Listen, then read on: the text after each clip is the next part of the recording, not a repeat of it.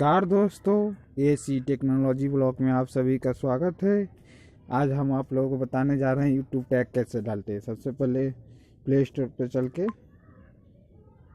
YouTube studio लिखेंगे, उसके बाद सर्च में मारेंगे। ये देखिए स्टूडियो आ गया, इसको डाउनलोड कर लीजिएगा आप। मेरा पहले से डाउनलोड है। डाउनलोड करके पीछे बैक आएंगे। ये देखिए स्टूडियो, ये मेरा दूसरा चैनल है, इस पर कॉमेडी वीडियो डालते हैं खाली। देखिए उसके बाद इसको खेसारी लाल यादव ने बुलाया सानिया मिर्जा को, इस पर क्लिक करेंगे। क्लिक करने के बाद ऊपर शेयर के बगल में है, वहाँ पे क्लिक करेंगे। ये देखिए यहाँ नीचे टैग है, यहाँ लिख देंगे कॉमेडी वीडियो।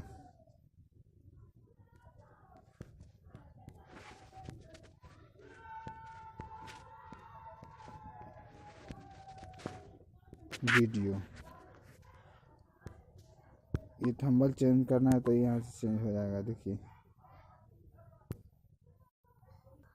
यहाँ सेलेक्ट कर देंगे, यहाँ सेव कर देंगे।